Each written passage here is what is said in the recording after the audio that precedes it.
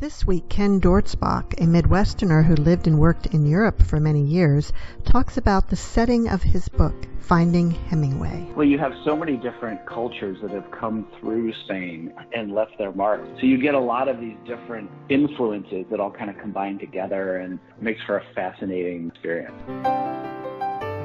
Welcome to Writers' Voices with Monica and Caroline. I'm your host, Monica Hadley, and with me is my co-host and mother, Caroline Kilborn. Hello, everyone. It's a beautiful day here in Iowa. Not quite so hot. That's true. We had it cooled off a little bit of a breeze out there today, but we're actually having a really nice summer. Yes, we are. And it takes me back, let's see, how many years, I won't say how many years exactly, but let's just say it's more than 40 to the July that I spent in Spain. Oh, that hasn't been a while, yes. That has been a while. And that leads right into our current book. You want to introduce our author, Mom? Yes, our book is Finding Hemingway, and the author is Ken Dortzbach, and he's a native of Madison, Wisconsin, and a graduate of Princeton University and the Northwestern University School of Law. He practiced law internationally for almost 20 years, including living abroad and working in countries across the globe. During that time, he found a special appreciation for Spain's history and culture, and when it came time to pen his first novel, the country became the perfect backdrop for his book. In combining his passion for Spain with his long-standing interest in Ernest Hemingway and his works, Finding Hemingway was born. Welcome to Writers' Voices, Ken. Thank you. It's fantastic to be here. And I could just say we're having a wonderful day next door in Wisconsin as well. So we've been having a lovely summer. Oh, good. Good. I should also point out that my wife is a proud Hawkeye. So she's an Iowa graduate. So we love our visits over to Iowa. Yes. Awesome. So there's a tie-in. Well, Mom's a Hawkeye too. She graduated from University of Iowa. Yeah. Fantastic. It only took you how many years to do it, Mom? Well, see, I went 3 in a summer, and then I got married, and then I had, several years later I came back and finished. Yeah, what was it, like 30 years later maybe? Yeah, something like that. Yeah. So. But who's counting? Yeah, right, exactly. Got it done, though. Got it done. So I'm assuming that, Ken, that when you were living and working in Europe, that Spain was one of the places that you were working? Yes. My family and we were actually based in Germany, but I had to travel all over. And frankly, there are a number of cultures that I love, but Spanish culture was just particularly exciting and fun. And when I started thinking about the plot and what I wanted to write for this book, it seemed like a perfect backdrop for the story. And in some ways almost becomes an extra character in the story, which is kind of fun. Mm-hmm. It does, yeah. And the story's set in a number of cities. You start out in Barcelona and then go to Madrid and then Pamplona? Yes. Yeah. The basic story is my main character is Callie McGraw, and so it's a petulant New York City attorney who has 6 months between jobs and a hefty severance check when she literally gets a phone call in the middle of Manhattan from Ernest Hemingway, the author of her very favorite book, The Sun Also Rises. And he convinces her to move to Spain. And while in Spain, she learns about life and love and herself, and also how to run with the bulls in Pamplona. So we start her off in Barcelona, and she meets some friends there and begins traveling with some of them, goes to Madrid, meets some more friends, ends up at Pamplona, has some day trips to various other places. So the reader really gets to experience a lot of nooks and crannies of Spain and Spanish culture which adds an extra layer of fun, I think, into the book. So it's a little bit of a travelogue along with the story of Callie. Mm-hmm. It is definitely part of what appeals to me so much about the book, particularly because I have been to almost all of the places that you write about, and I have experienced some of the things. I was, like I said, in Spain in the summer of 1976, and started out in Tarragona.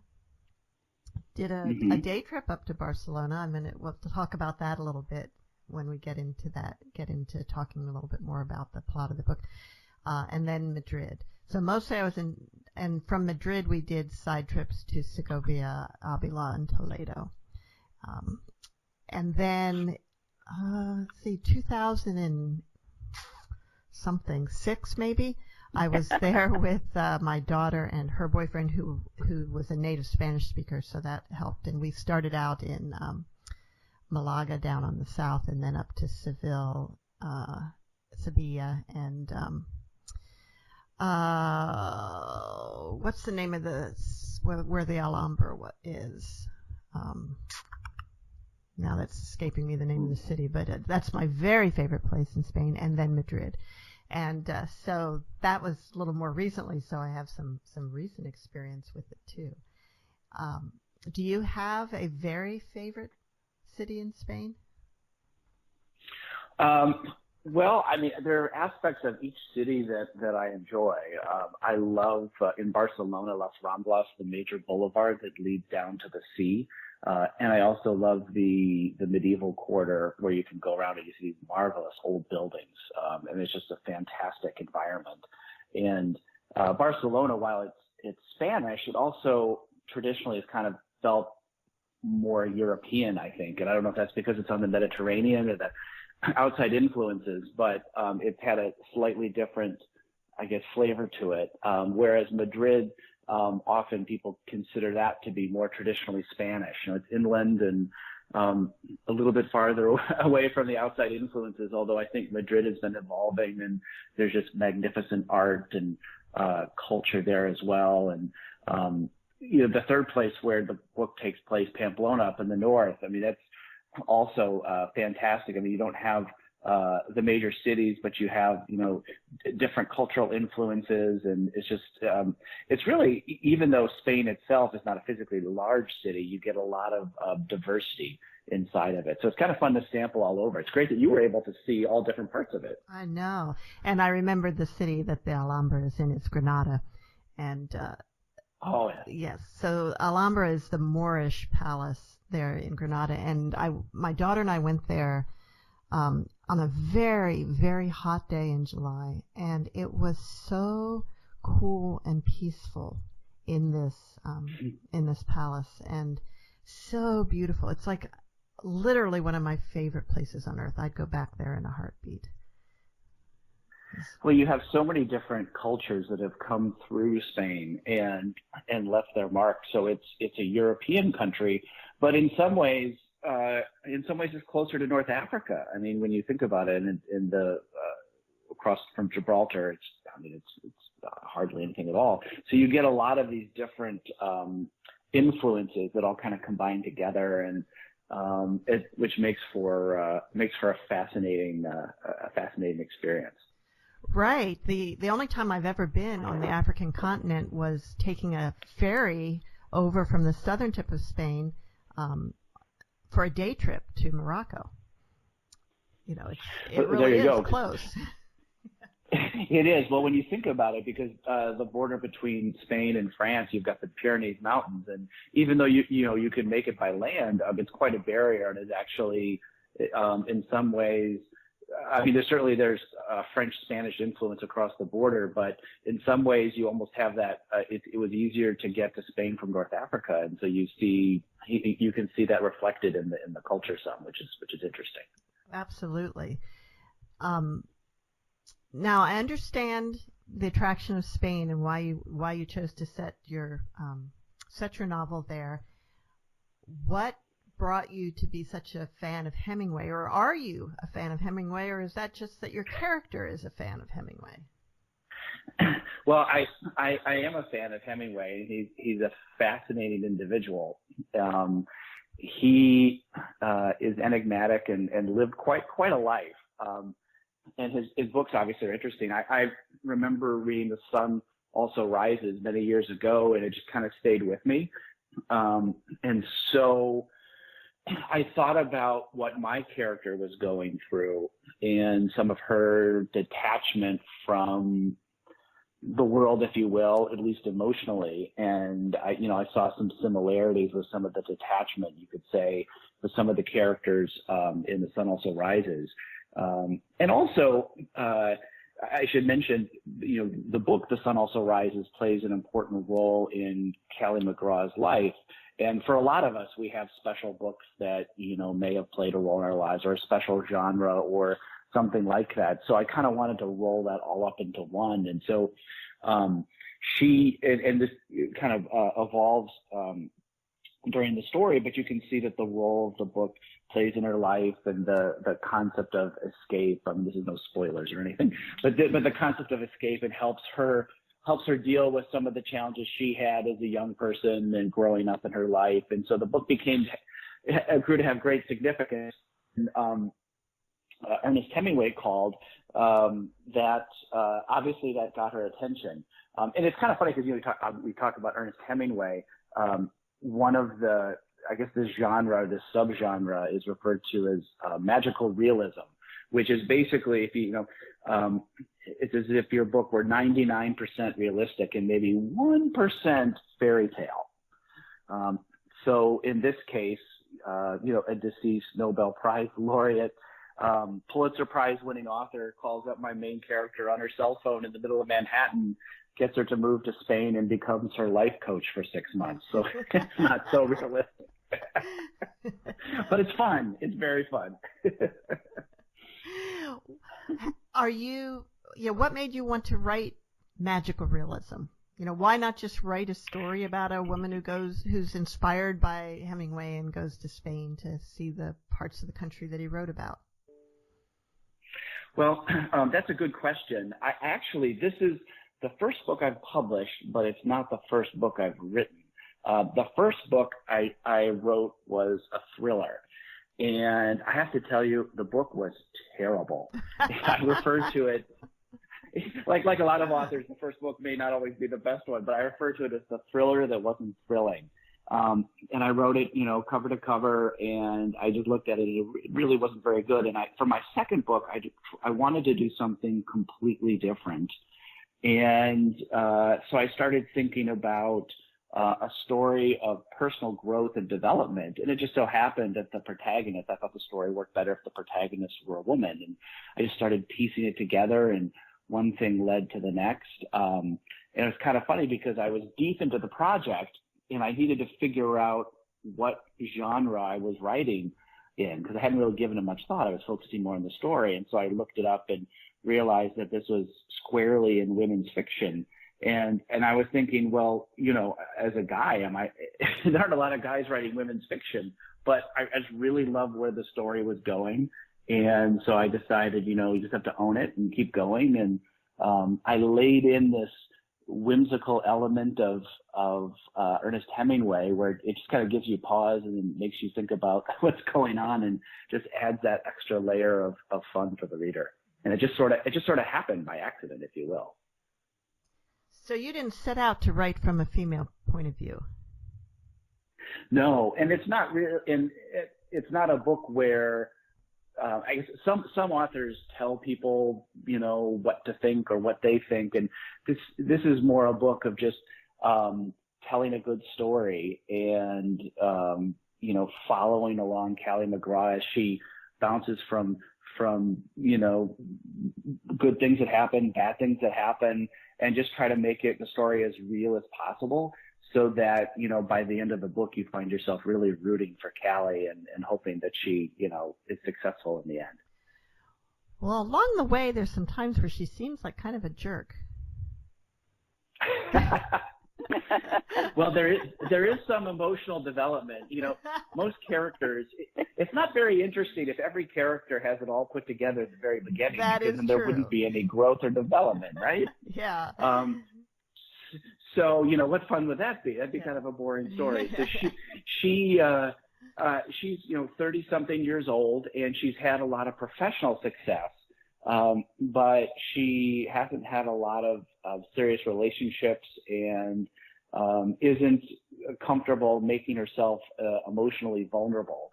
And she's, as I mentioned, she's a little petulant, and so she decides, she has these 6 months to do anything she could do, or anything she wants to do, and decides to do something completely different than what she's ever done.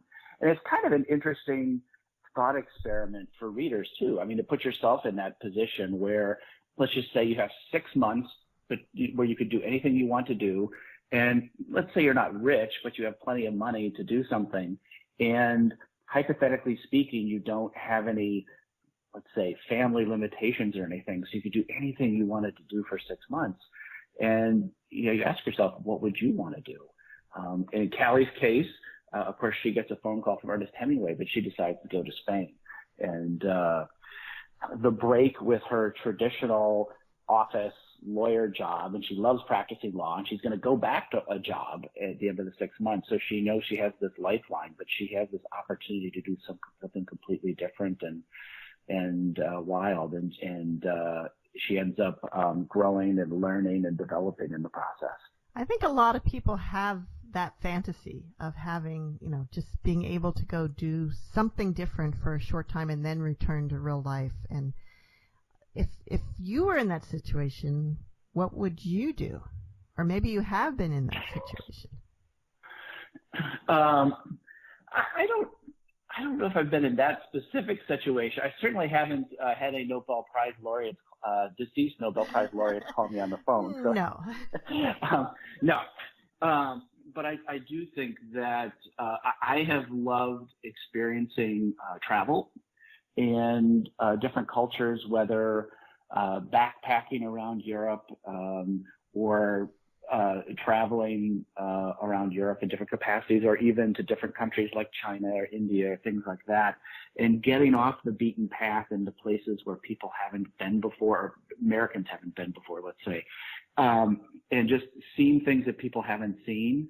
I love that. And so I wanted to put a little bit of that into the story where, I mean, obviously Americans go to Spain all the time, but this idea of, going a little bit deeper than, a 1 week trip or something like that, to actually, when you're an expatriate, and I can say, having lived in Europe for several years, you have this very odd dynamic where you live in this other place and you're a part of this other place, but in another way you're not. And so it's this sense of being there and being a permanent fixture, but it's still temporary.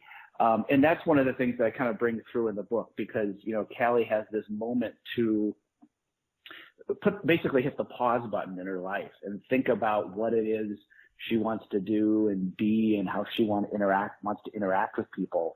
And you roll that up with this sense of where you are and where you fit in this different country. It adds an extra layer of complexity to the story that the characters discuss, and I think makes, hopefully for the reader, gives them a point of reflection in their own lives too, while they're thinking about Callie.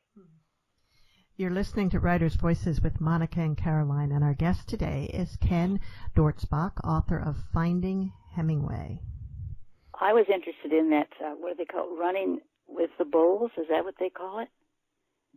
Yes, the Festival of Saint-Fermin.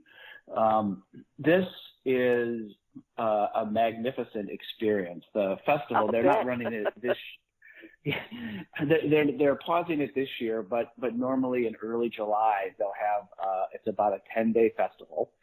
And it's actually, and I've been there, it's actually very family friendly for the most part. I mean, there's music and food and things of that, except every morning, early in the morning, they run some bulls through the streets, which is a little, yeah. But I actually had a chance to try this. And what they do is they set up a course, and they take 6 bulls and then 6 steers, and they just run them through the streets, and you can choose to hop over the fence and run alongside them if you want. Or you could just stay on the safe side of the fence and watch them run by. But it's really remarkable because they let the crowd spread out along the streets, and it's all cobblestone. And you sit there and you wait, and then they fire off a rocket into the sky, like a firecracker that signifies that the run starts, and then they release the bulls. And I was halfway along the course up this cobblestone street called the Calle Estafeta, which leads up to a giant stadium where the bulls end up, and then they go to their pens. And you know that the bulls are on their way, but you can't quite see them. And actually, where I was, it's row after row of 5-story buildings, so you can't actually get out. So you're kind of stuck there, which is a little nerve-wracking. And the bulls, they come around the corner. Well, and everyone starts getting a little nervous, and then the bulls come around the corner, but you can't see them because the people are taller. But you can see the people looking for the bulls. So you see heads popping up like popcorn popping, and you see it sort of washing up like a wave coming on the beach, like all of a sudden it's rising, coming towards you. And then they get there, and it's quite remarkable. The bulls, I will say, they get a lot closer than I expected, and they run a lot faster than I expected. These are very fast animals. And for the most part, they're not looking to get you. They're just looking to get to the end. But occasionally you get in the way. So they rush by you, and it's just like this huge whoosh of air, and then you race behind them. And if you can stay sort of behind them, what they'll do is they'll open the doors to the stadium, let the bulls run in, and they'll leave the doors open for a couple minutes, and then they close them. So you want to come in behind the bulls and then run into the ring, and the stadium is packed with people who are cheering, and people are dancing and celebrating. And it's really a remarkable experience to see. But I did it once. It's a little crazy. They get a little bit closer than you think. Oh, God. Isn't it a little dangerous to be in the arena with the bulls? Yes. What they do is the bulls will run right through the ring, and then they go into their pens. And then what happens is they release different bulls, younger bulls, and they put cork on their horns, and then they come out, and I put this in quotation marks, but they play with the crowd. So the bulls run around, and the crowd sort of tries to run ahead of them and back and forth, and then eventually the bulls get bored, and then they clear out. But it's just this very surreal, unusual celebration. And then when everyone's done, you go off and you have breakfast. So just. And where did this tradition originate, or how did it originate? Oh, that's a good question. I don't have the exact date, but I think it goes into the late 1800s. And it was actually Ernest Hemingway in the 1920s that helped make it famous. One of his first books that he ever wrote was about the festival. And one of his favorite things in the world was the festival of Saint Fermin. So from the 1920s, when he wrote about it, it grew in popularity. And it's crowded, but it still has a lot of the vestiges of before, where it's just a celebration, and nightclubs are open all night long. And it's just, it's quite remarkable. Like I said, it is family friendly, except for the running with the bulls part. That's a bit. So keep the kids out of the road. Yes, it's all to celebrate Saint Fermin, and that's what hence the festival of Saint Fermin. Although I don't know the whole history of that particular saint, but it's just a remarkable experience. And then the food also there. I mean, the food across Spain is magnificent, and I have to admit I love to cook and I love to eat. So I'm a big food fan. So if people love food, they're going to love all the dishes that are described in the book. And I have vivid memories of walking through the streets of Pamplona, and in early July in Spain, it's incredibly hot. It's just this beautiful hot, and all the cafes and the bars, they open up their doors and windows, and even the walls sometimes pull away so you can just walk in and out, and you smell the most marvelous cheeses and hams, and that you can wash it all down with ice cold beer and wine, and it's really a celebration of food and culture, and it's something to definitely put on your bucket list. Now these bulls, are those the same bulls that would be in the ring for bullfights? They do. Those bulls are in the bullfights as well. Yes. Okay. I just wondered if they were bred for to be runners or whatever. I mean, it just seems amazing that they can do that. I just Well, it's remarkable. Again, how fast they are and how large they are, and we're so used that's to. What I mean. Unless you grew up on a farm, you're used to animals being on the other side of a fence. Yeah.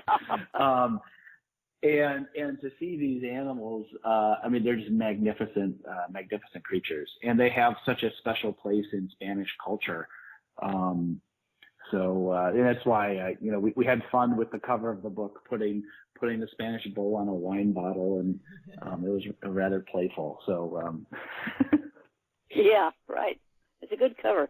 One of the things I mentioned, the food in the book. One thing I've been doing on my social media that's kind of fun is I've been trying to slowly cook my way through the recipes in the book.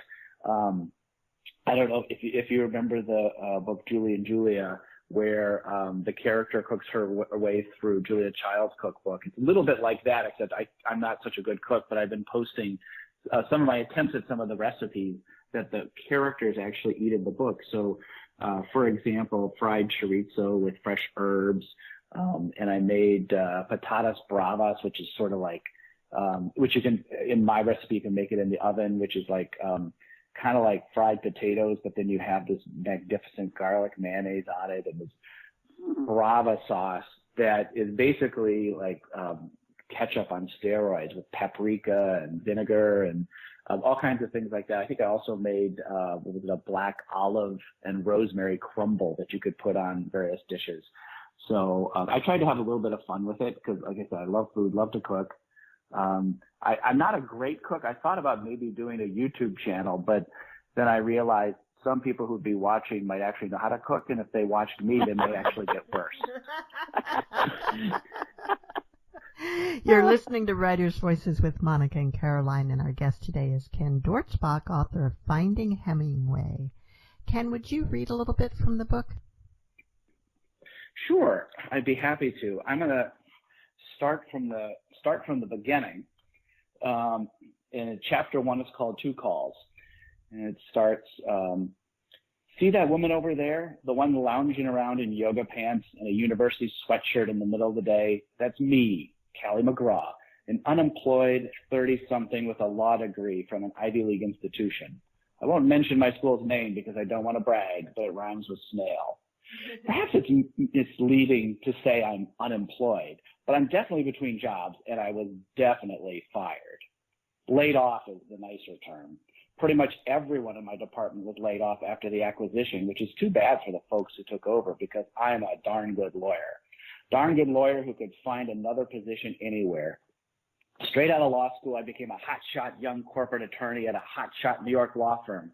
I worked long hours to the point where I relied heavily on the perks of corporate America to cram in time for my personal stuff. For one thing, the firm had its own 24-hour state-of-the-art gym. I could take a break from my merger agreements and get my cardio in at 10 in the evening. I did that most nights, and it got me in shape. I literally lost the weight I gained in law school, but it also made me very drowsy all the time, which only made my days seem that much longer. I made darn good money and was on an accelerated partnership track, but eventually I realized all I was doing was working, exercising, sleeping, and working some more. The sleep deprivation finally won, and I decided I didn't want to be a partner after all.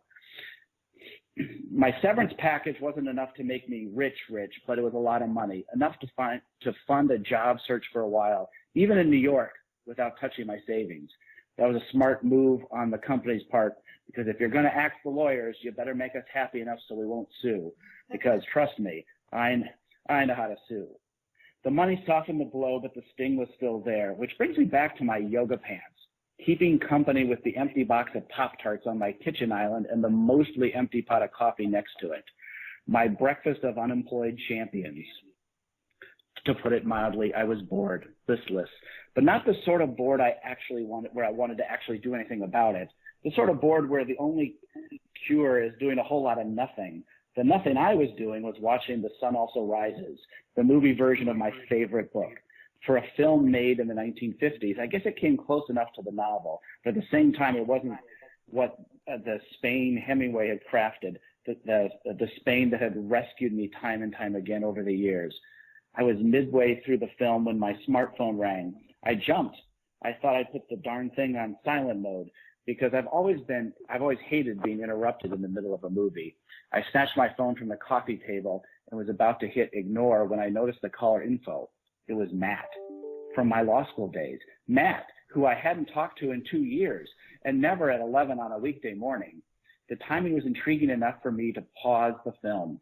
Matt and I had slipped into a friendship early in law school. I was nice to him because I'm nice to everyone, or at least I was in those days when I had the patience for that sort of thing. Back then I made an effort. Matt was a somewhat dumpy kid who didn't have many friends, but it turned out he was really funny. Believe me when I say every laugh in law school counts. Without a good chuckle every now and then, stress-induced insanity was a real threat. His family had money, lots of it. So much money that Matt wasn't in law school to get a job. He was there for the, quote, educational experience. Normally I hated people like that because I'd worked darn hard, if only out of spite for my parents, to get where I was. But Matt's humor was his saving grace, and he made an art out of insolence. Callie here, I said, answering the call. That was my standard greeting. That was my standard power greeting. I wasn't in a position of power at the moment, but Matt didn't need to know that, and no one called an old friend wanting to hear the world's smallest violin. We made small talk for a few moments when he said, look, Callie, I know this is short notice, but I'm in New York right now. Are you free for lunch? I have an idea you'll be interested in. In New York now? That'd be great, I replied, pulling my hair out of its low ponytail as if suddenly Matt could see me. I surveyed the disaster that was my apartment, noticed a fresh coffee stain on my sweatshirt, and calculated how much time was left in my movie. I wasn't leaving before the big bullfight, not even for Matt. That scene was the only part of the film more enthralling than the book. Bulls were the creatures of my nightmares. An unfortunate incident at a local farm had seen to that. Despite the 20-something intervening years, I was still astonished anyone would willingly face such a beast. Now I'm going to skip ahead because she talks to Matt, and Matt offers her a job to be general counsel of his company, but he needs 6 months to raise the money and get the company a little bit farther along. That's why Kelly has 6 months between jobs. So she's walking around Manhattan when her phone rings again. Kelly, it's me, came the voice, a confident voice, pragmatic and straightforward, but with a touch of gentleness in its timbre. A voice I'd heard somewhere before, like an old-fashioned newsreel, a voice I couldn't quite place. Who is this? Do I know you? The sun also rises in Spain, Callie. My stomach lurched. What kind of prank is this? I snapped. Who'd give this lunatic my number? It's me, Callie. I can assure you. I don't know what about the voice rang true, but some part of me trusted it. An implicit trust that wafted through me, dissolving my skepticism. Hemingway? Mr. Ernest Hemingway? The words fell from my mouth cautiously, yet free of doubt. Yes, that's correct. The Pulitzer Prize winner? The Nobel Prize author? Once again, correct. Well done, he said. The deceased Ernest Hemingway? Death is but a small detail. Pay it no mind. I had no comeback for that. So I remained quiet. Death didn't seem like a small detail to me, but I was too intrigued to argue. Callie, the sun also rises in Spain, he repeated. Come find me. I'm waiting for you. You must find me. The line went dead. Oh, man. So at that point, she starts packing that evening, and about a week later, she heads off to Spain, not knowing anybody or having any plans, and that's where the adventure begins. Wow. Okay, so now she goes to Barcelona first, and meets immediately up with a fellow American who's there by himself, and they stay together, Yes. which was kind of surprising to me that they continued to like hang out every single day. Well, she meets Trevor, and Trevor is an American. He was getting his PhD in comparative literature, but he basically dropped out. He loved the literature part, but there was one problem with going on to a career in teaching. Trevor hated the students. and Callie said that's a good reason to not become a teacher. Pretty good. Very so good Trevor, yeah, exactly. It's like that's not a detail. That's pretty significant. So he talks about how he came from a town in the United States where everything was brown and the grass was brown and the buildings were brown, and he said the people were gray, and he's been touring the world looking for color. And Callie remarks that she loves brown food with brown gravy because it's food you can depend on. But she agreed with his assessment of not becoming a teacher. So part of it is that they latch onto each other in a friendship, because when you're traveling alone, it can be lonely. So they decide to become just, travel buddies. And they go on and they meet another couple in Barcelona and make friends and explore. Before Callie gets another call from Hemingway, and he beckons her to Madrid. And then Trevor and Callie take the train to Madrid, and the story continues there. So, Ken, did you always want to write novels? I've always had an interest in stories, whether movies or books or things like that. And I just had a unique opportunity to be able to try this. And then when my first book was so bad, I was able to try it again. So did you have a gap between jobs, or were you working at the same time? Did you have a day job while you were writing? No, I was fortunate enough to be able to write full time. And as any author knows, writing is a challenge, and you kind of go in fits and starts. So I was fortunately able to power through and make the book happen. In my acknowledgments, I say that writing a book is kind of like farming, and it takes a long time for the book to be completed or the crops to grow. And it's sort of binary. It's sort of, either the harvest is harvested or it's not, and the book is written or it's not. And so it's a real challenge when, this goes on. And I even, and I recommend this for anybody writing a book, but I in my acknowledgments, I also, among other things, I thank the people who, while I was writing this book, who asked me how it was going. And I would recommend for anybody who's writing a book, tell as many people as you can that you're writing a book, because they'll all be rooting for you. And every time they see you, they're going to ask you, how is the book going? And at that point, you have to finish the book, because otherwise they're all going to know you couldn't do it. So it was great support to have everybody asking how is it going during this period. And as of several days ago, we released the book on Tuesday. And it's just been it's been unbelievable. It's the support and how this has taken off. And after so many months of writing a book quietly, at my desk, and it's a very solitary endeavor. And now all of a sudden, the book is out there, and people are giving me all kinds of support. And now I'm on your radio show, so it's taking off. Great. So, I wanted to kind of share some of my stories in the locales that you write about. So one of the main ones, when they're in Barcelona, and Trevor and Callie meet this couple that take them up to Montserrat, to the Abbey, which is, I assume you've been there. Yes. Yeah, the way you describe it. So here's my story about Montserrat. I was in Tarragona on a college campus it was kind of abandoned for the summer. There were two groups of students there. There was the group that had come with Augustana College from Illinois, some high school students, some college students for a summer school in Spain. And then there was a group of young probably about 5 years younger than us, that were of natives of Spain that were there on kind of a camp kind of thing. I don't remember exactly what it was, but other than that, the campus was abandoned.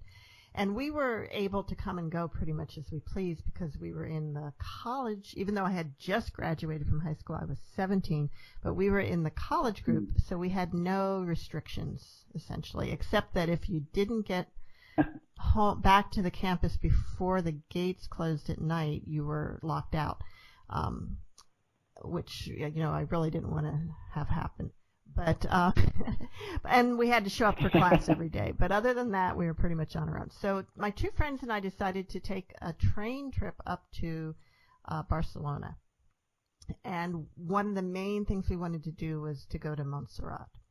And so we got on the train, and I had 3 years of high school Spanish. All of the three of us did. That was it. So we were not exactly fluent.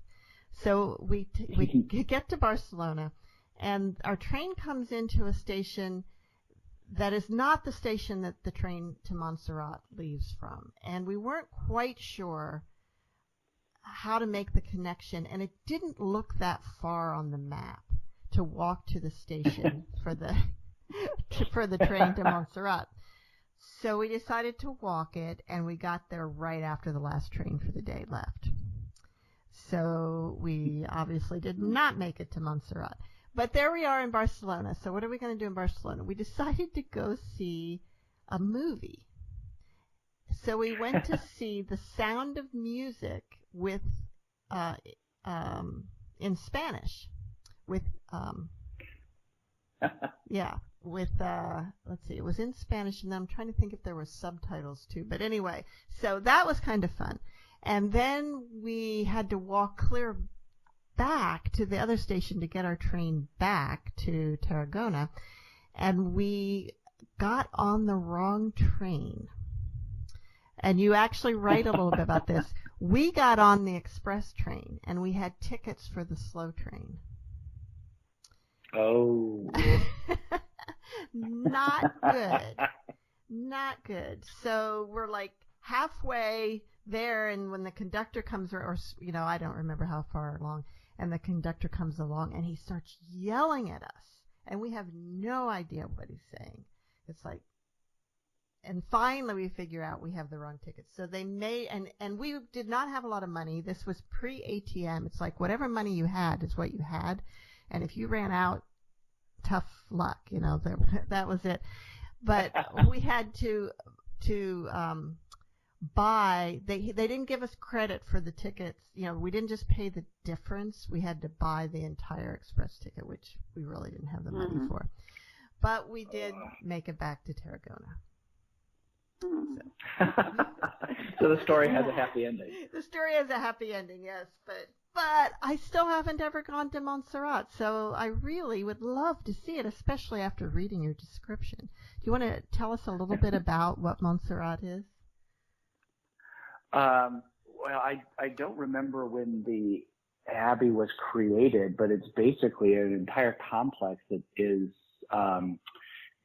basically clings to the cliffs and overlooks a deep valley. It's remarkably high, and it's got this whole community in addition to the church itself. And it's beautiful, and it's amazing how they could build something like that way up there, but they managed to, and I don't know how long it took them to build it either, but it's really breathtaking. And I didn't spend a lot of time there, but just the beauty of it, both up there and then looking down, because in my story, the characters then take their group photos and stuff, looking down to the valley. It's amazing the view that it has down to the plains down below in Catalonia. But it's just an amazing facility out of nowhere that it's really kind of a treasure. It's beautiful. The characters also go into the church, which is a remarkable structure and very peaceful. You've got the sun coming into the windows and things like that. And it's just the serenity of all of it is just remarkable.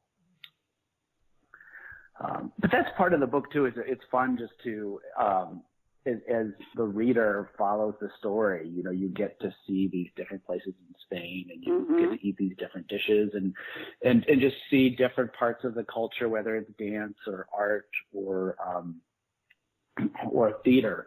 There's one scene where the chapter that I'm sure you saw, where they go to what's called a micro theater. I was just going to ask about that, because that is the one concept I'm not familiar with. Is this specific to Spain, or is it kind of something you can find in other places too?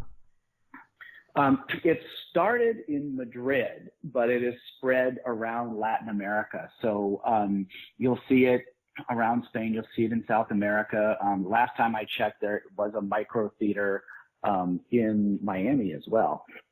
And basically, the principle is that you would have maybe, let's say, 4 or 5 small theaters which inside the theater, and the hence micro theater, and it's 15-minute plays for 15 audience members at a time, in a theater that's like 15 by 15 square meters, or some small room. And so you'll see a series of these plays in one evening, and they'll be all on different topics, have maybe nothing to do with each other, but you get to see all these different ones. And some of these, if you're in Spain, you pay euros, you pay like a few euros just to go to 15 minutes of theater. So it's a fascinating concept. When I learned about it, I haven't actually been to a micro theater, but when I learned about it, I thought it was an interesting thing to weave into the book, and it was a fun thing for the characters to do. One thing I found really fascinating about it was that, and maybe I don't know if this is common, but that most of the plays were interactive in a way. The audience members were almost part of the scene. Is that common in microtheater? It could be. It certainly gives. It's up to the director and the actors. When you're in a theater space, it's only 15 square meters. You are right on top of the performers, so it lends itself to a different type of theatrical experience. And frankly, I think it's the type of thing that, if I were running a high school theater program, I think it'd be a fun thing to do, is do a series of these, because it just gives you so much ability to do different things. I love the idea of the performers interacting with the audience members, and you'll see that sometimes in larger theater productions as well, but it's hard to interact with everybody, whereas here, when you only have 15 audience members, that really allows you to tailor the experience to the audience members themselves. And I think it's a spectacular theatrical concept, and I had to put it in my book. Yeah, I'm surprised it hasn't gone beyond Latin America, that we don't have more of it here. Well, if lots and lots of theater directors read my book, maybe it'll spread. Yeah, maybe. Of course, they can't do it now for a while. They have to wait. But yeah, not for a while, but theater will come back. Theater will come back. And when it does, maybe it'll be in. Yeah, and maybe it'll come back in bite-sized chunks, like in micro theater. So Hemingway, I'm sure that I read something of Hemingway back in high school, but then I really didn't think much about him or read him at all for many, many years. And then, I don't know how many years ago, within the last 10 years or so, there have been a number of books come out about Hemingway. And the first one that I read that it just really grabbed me was The Paris Wife, which was actually about his first wife, Hadley Hemingway. And it was such an incredibly interesting story. And she was an heiress from St. Louis, not wealthy, but had an income. And that was what actually supported them in Europe, and allowed them to move there and live there when he was working as a reporter, but not making a lot of money, and then writing his books and so forth. And he ended up leaving Hadley for her best friend, Pauline.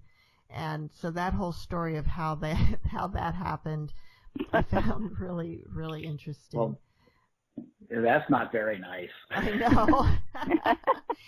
But And here's the thing, and I think it's in A Movable Feast, which is essays, correct? It's a Movable Feast, a book of essays, yeah. And in there, he wrote a line about Hadley that to me was like one of the most romantic things ever written. And he said, I wish I had died before I had loved anyone but her.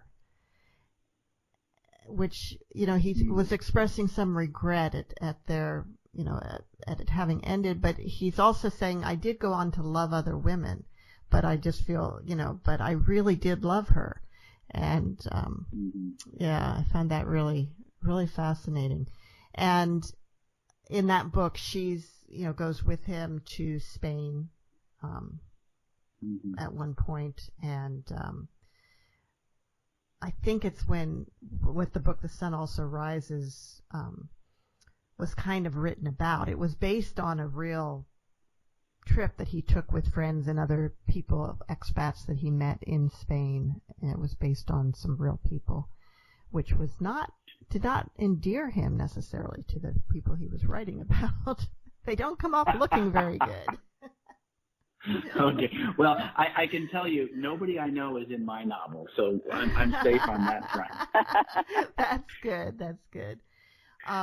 But you raise an interesting point, because Hemingway, some of what he was going through in the 20s, and some of the escapism, as if you will, from in that post-World War I generation, was what the characters in The Sun Also Rises were going through. So you definitely have those parallels, and you have this entire sense of, we just went through the world's biggest nightmare, and now we're sort of drifting and lost. And even the characters in my book sort of raise the point about Hemingway himself, like he didn't realize, while he was lamenting what they just went through, he didn't realize that there was an even bigger nightmare coming some years down the road across Europe, but also in Spain, and with the Spanish Civil War, which was a horribly violent affair. So this whole idea of kind of out of the frying pan into the fire. But when he wrote this, and when he wrote The Sun Also Rises, and when he was starting his career, he was in this calm before the storm, if you will.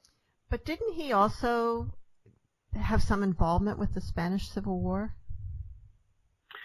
He did. My recollection was he went back to Spain to write about it, and it was embedded with some of the troops, and wrote about some of the fighting, which probably gave rise to some of his journalism that he did during World War II as well. So, because he developed quite a taste for it, I think. In Finding Hemingway, you're writing about the bulls, and you're writing about the food, and you're writing about flamenco dancing, which is also really a wonderful description, but also about art, and that Callie, the main character, really wanted to be like a museum director. She really had a love for art, but she went for the bucks instead, and to make some money, to be able to make a living. Are you really into art? Oh, I love art and love learning about art. I never entertained any thoughts about getting into the art world professionally, but I think there are a lot of people who have, let's say, for lack of a better term, very professional careers, but they have other interests outside of that. And Callie loves practicing law, and she's looking forward to getting back to practicing law, but her first love was art. And right out of college, she wanted to, get an internship in a major New York museum, and as we say, the type of really good internship that gets your parents' hopes up about you. But the best she could do was interning for an intern, so basically making coffee runs for someone whose job it was to make coffee runs. So she, Trevor says she's literally on the bottom rung of the ladder, and she says, she ended up doing that for 6 months before she realized it was a dead end. And like many of us out of college, she said, right out of college, I wasn't necessarily making the best choices in life. Yeah. Wow. I thought Trevor was an interesting character. He's kind of oddball, and but he he makes a pretty good decision in the end about what he's going to do. So it was good. Yeah, he is someone who is at a crossroads and has trouble trying to make a decision, and that happens. And so he goes through development as well during the story so that he's able to make a decision and find his way. He basically dropped out of graduate school, but he didn't know where to go. And so the whole experience with Callie and the other characters kind of helps him figure that out and helps him find himself as well, which I thought was kind of a nice little side story to go along with Callie. Well, Ken, we are just about out of time, and I just want to ask real quickly, how was your book published? I ended up self-publishing my book, which has worked marvelously. So I was able to do all the things you normally do with a book, and has given me the latitude to do it how I wanted to do it, which has been great. So, for example, one of the things, just one thing for your listeners that they might enjoy is if you go to YouTube and type in Finding Hemingway, or if you go to my website, kendortzbach.com, you can see a 45-second video trailer about the book. Oh, cool. And kind of piques people's interest, which is kind of fun. So you just kind of watch that, and it sets up the story and kind of hopefully will pique people's interest, and it's kind of fun to do stuff like that. So that's allowed me to basically have free reign and be able to do things like that. Well, awesome. Good luck. And are you working on your next book? I have worked out the concept for my next book. I have a couple different options, and I'm trying to pick the right one, but I'm about ready to start writing again. So stay tuned. Hopefully we'll have something for you guys in a couple of years. Do you think you'll write from a woman's point of view again, or switch to a male? Well, we just might have a sequel to this book. We'll see. Maybe we'll find out what happens to Callie. All right. So, Mom, do you have some closing words for us? I do. Contentment is sometimes not the fulfillment of what you want, but the realization of how much you already have. Where'd you find that one? I don't know. I have so many things. So many books of things. Well, thank you for being with us today, Ken. And thank you so much for having me. I really enjoyed this. This was a lot of fun. Good luck with Finding Hemingway. See Thank you you all next week on Writers' Voices. Bye, everybody.